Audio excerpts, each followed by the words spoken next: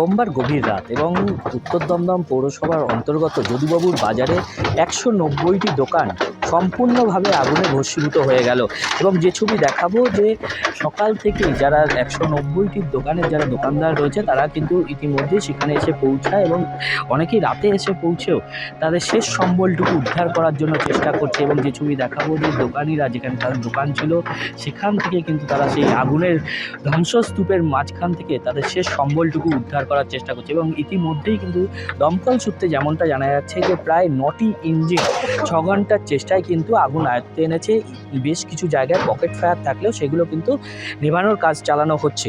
উত্তর দমদম পৌরসভার পক্ষ থেকে যেমনটা তারা জানাচ্ছে যে যত তাড়াতাড়ি সম্ভব এই বাজার আবারও পুনরুদ্ধার করে কিন্তু যারা ১৯০টি দোকানদার রয়েছে তাদের হাতে তুলে দেবে। এবং এই যে বাজার যেটি কিনা বাম আমলে তৈরি হওয়া, তারা যেমনটা দাবি করছে যে কোনোরকমভাবে প্ল্যান করে তৈরি করা হয়নি, যেখানে কিনা দেখা যাচ্ছে যে বাঁশ এবং টিনের খুঁটি দিয়ে কিন্তু তৈরি করা হয়েছিল ১৯০টি দোকান। এবং আগামী দিনে যে বাজার তৈরি হবে সম্পূর্ণভাবে কিন্তু অগ্নি নিরাপদ ব্যবস্থা করা থেকে সম্পূর্ণভাবে আধুনিক ব্যবস্থা থাকবে, সেরকমটাই কিন্তু উত্তর দমদম পৌরসভা থেকে পৌরপ্রধান তিনি জানাচ্ছেন। সৌমেন ভট্টাচার্য, জি২৪ ঘন্টা ডিজিটাল। বাংলার আওয়াজ, বাঙালির আবেগ, জি২৪ ঘন্টা।